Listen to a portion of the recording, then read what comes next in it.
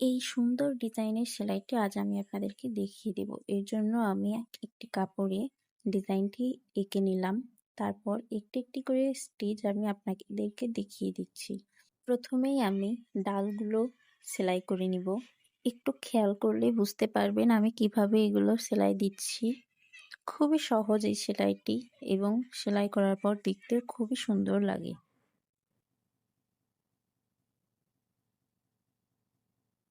এই যে দেখুন আমার ডাল সেলাইয়ের কাজ প্রায় কমপ্লিট। এই ডিজাইনটি আপনারা ওড়নার সাইড দিয়ে জামা, কামিজে অথবা ছোটদের জামাতে ডিজাইন করতে পারবেন। খুবই সুন্দর লাগে দেখতে। আমার ডাল সেলাইয়ের কাজ কমপ্লিট। এবার আমি পাতাগুলো সেলাই করে নিব। একটু খেয়াল করলে বুঝতে পারবেন আমি পাতাগুলো কিভাবে সেলাই দিয়েছি।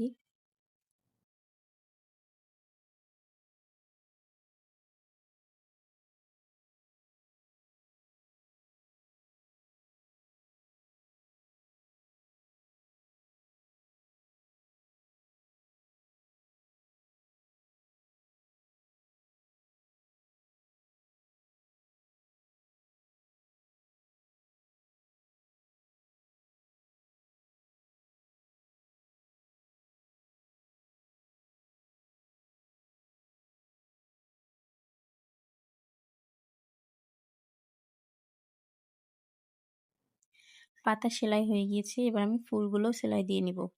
ফুলগুলোকে আমি ভরাট সেলাই দিয়ে দিয়েছি।